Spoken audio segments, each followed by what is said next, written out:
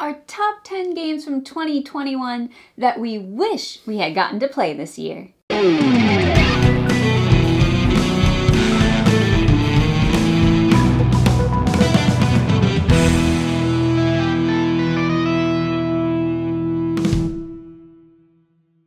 Welcome to Tantrum House Studio D. I'm Melissa Delp. And I'm Kevin Delp. Now, we play hundreds and hundreds of games every year, but we can't play them all. Right, and we put our favorites in our top games of 2021 lists, and you may have wondered why certain games weren't on those lists. Well, it could be that we just haven't played them yet. So today's list is top games we wish we had played. Let's get started. Number 10. Number 10 for us is Meadow. Now, this game has really beautiful artwork. It's animals and things like that. Our friend Annie actually recommended this one to us. And it has this like set collection mechanic going on, which I find interesting. Yeah, I think it's beautiful. We just haven't gotten it to the table, haven't gotten a chance to play it. So Meadow is our number 10. Number 9. Number 9 is different for each of us. I've actually chosen Canvas. I love a game with unique mechanisms, and Canvas looks like a very unique game with these transparent cards. It reminds me a little bit of Mystic Vale from AEG with the card crafting mechanism, but this one has like different art illustrations that you're sort of combining together. I'm very interested in Canvas. Yeah, it looks beautiful. My number 9 is Ark Nova, where you're building a zoo, basically. It looks like it has a lot of interesting things going on. One reason why it's so low on my list, though, is because it is a long game. I was going to say over 2 to 3 hours, potentially. Yes. And just the way our game group is now with the people that we're playing with, those longer games are harder to get to the table. So while I would love to play it, I don't know that we would play it often. Number 8. This for both of us is Cubitos. Yeah, we synced up on this one. And it's a game that actually I think everyone else in Tantrum House has played and put on some of their top lists. So we've seen it played. And it looks fun, maybe a little frantic with the real-time elements, but I love what AEG does with their games. They're very good with their production quality, and it looks like it would be a lot of fun. Yeah, I think the things that draw me to Cubitos are like this dice upgrading that's going on in the game. I like racing games, but I don't like real-time games. And there's a little like differentiation in those two. Racing games where you're trying to sort of get to the finish, but not like real time. Oh, you want to do a race with turns. Yeah, a race with turns or things like that. So the real time aspect sort of turns me off a little bit to Cubitos, but I think I might still like to play it. The colors look really cool, and like Melissa said, a lot of Tantrum House have played it. People at Tantrum House have played it and have thoroughly enjoyed it. Like, it's been like one of their top games they played. So Cubitos from AEG. Number 7. So we have different ones for number 7. I have Oath from Leader Games. Now, Leader Games is known for like their unique games. You have Vast and you have Root with the asymmetrical factions, like truly asymmetrical. And I think Oath is bringing some more unique gameplay with asymmetrical stuff going on. I heard one of the unique things going on in Oath is what happens in one game makes things happen in like another game. Like there's things that like will like things carry over, like affect gameplay for the next games. But you would say, oh, that's just a campaign game, Kevin, right? Yeah, that's just a campaign game. But I've heard that you don't have to play with the same group, which I find interesting. Usually in campaign games, you're like, this is my character, and I'm like, building it up from game to game in a campaign game. But according to what I've read about Oath is you can play it, with one group, and then the next time you play, bring it out you could play it with a different group. So I find that intriguing in Oath from Leader Games. My number 7 is The Hunger. Oh, I have seen this one. Yes, it's designed by Richard Garfield. I've heard it's kind of similar to Clank. It is a deck building game, and you're actually playing as vampires hunting humans. So you're hungry and you're trying to get humans. You have to go get them and then kind of get points and come back. So I enjoy Clank. The theme is kind of different. It's interesting. So I would enjoy playing The Hunger, or at least getting the chance to play The Hunger. Number 6. Number 6 for me is Faiyum, and this is a game from Friedman Freese. I like a lot of games from Friedman Freese. Like Power Grid, and I've heard Faiyum has some mechanics that are similar. The market mechanics in Faiyum are similar to Power Grid, which intrigues me. I think there's some like deck building going on as well in Faiyum, which I really like that in games.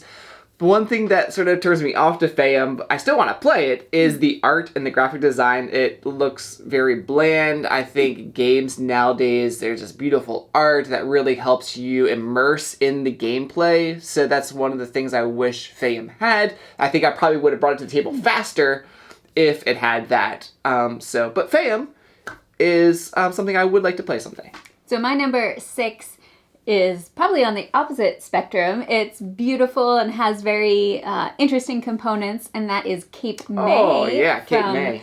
Thunderworks. Yeah. The art on the box is very pretty, and then when you play, you're walking around Cape May and building these 3-dimensional buildings. So it looks very interesting and pretty once the game is done.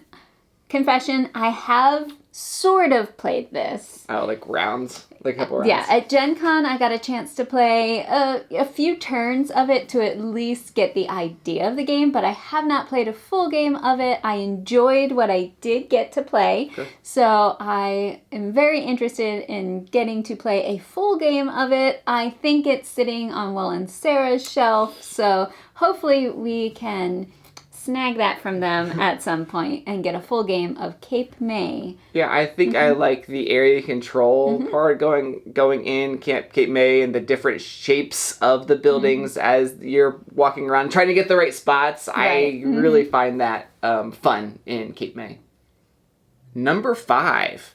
For this one, we've synced up again, and it's Now or Never from Red Raven Games. Now, we both played Above and Below. We played Near and Far. I really, really enjoy Near and Far. And this next one is sort of in the same world, this Now or Never, and it has that storybook, which I really like in the game, in games from Red Raven Games. So I'm interested in Now or Never from Red Raven. And it says it has tile laying in it, which is one of my favorite mechanisms. So definitely interested in seeing this 3rd installment of kind of that trilogy of games with the storytelling aspects to them. Yeah, it looks like you're rebuilding a village and exploring. So, well, we're looking forward to Now or Never.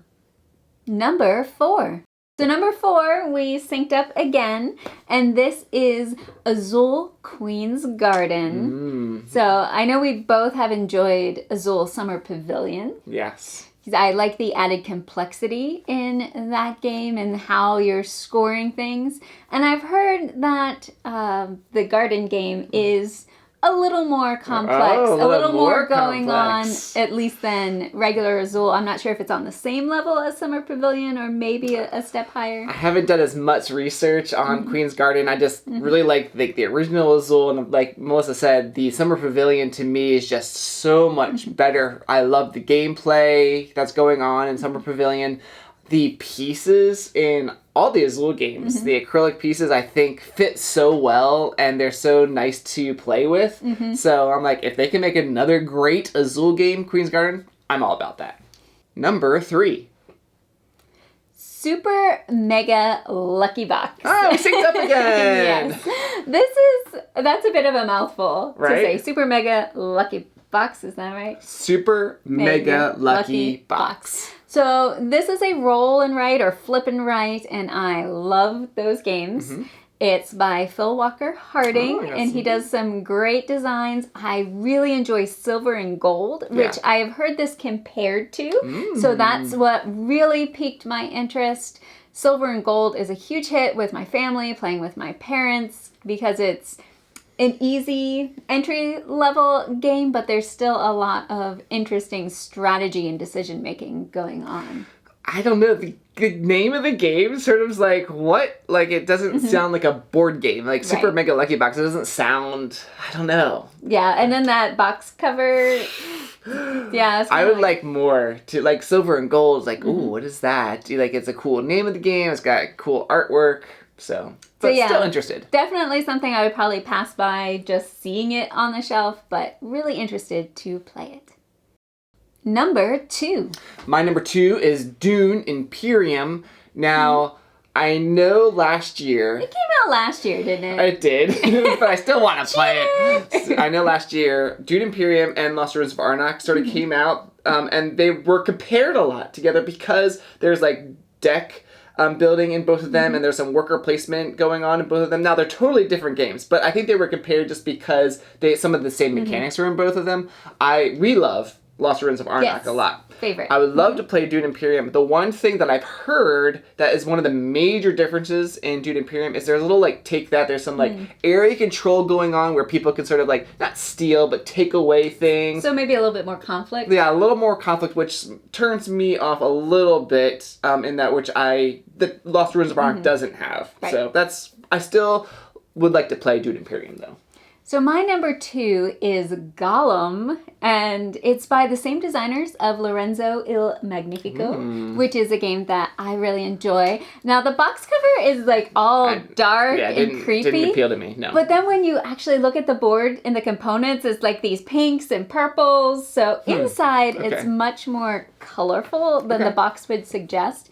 It also has a marble tray. I have seen the inside I don't of this. know how it's incorporated in the game, but it looks very intriguing. I think I would really enjoy this one if I get a chance to play it, and that is Golem. Number 1. So we have different games. Again, my number 1 is Messina 1347. Now, one of the designers is Vladimir Suchi. Is this from Delicious Games? It is. Okay. And he has designed or been a designer on several games that I've really enjoyed, including Pulsar, Praga, Underwater Cities. So I generally enjoy the types of things that are in his games. Now, the theme is a little grim. This is the Black Plague, right? It is during the Black Plague, and you're like leaving the city and trying to help people and maybe try to find ways to cure or lessen the plague. But I've heard really good things. It's been recommended since I do like a lot of his games. Okay. So Messina 1347. I'd really like to try that one out. My number 1 is a game we actually have on the table right here. I just haven't gotten a chance to open it. We haven't gotten a chance table. to put it on the table. This is Ankh from Simon. I have enjoyed Blood Rage. One of my favorite games is Rising Sun. I've played that as many times as I can with a group of people. You need the right group of people for Rising Sun. Yeah, I usually don't play it. But Ankh is like sort of the third in this trilogy of games that they brought.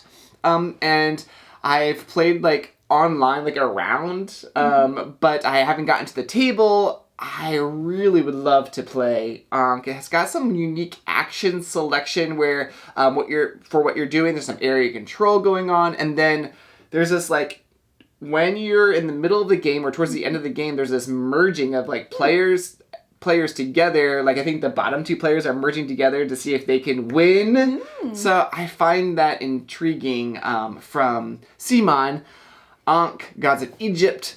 So, and of course the miniatures are always really cool. So I think I would like to get this to the table soon. I have to get the right group together. That's what it is. Okay. Get the right group. Yes. So, Ankh from Simon. So that's our list.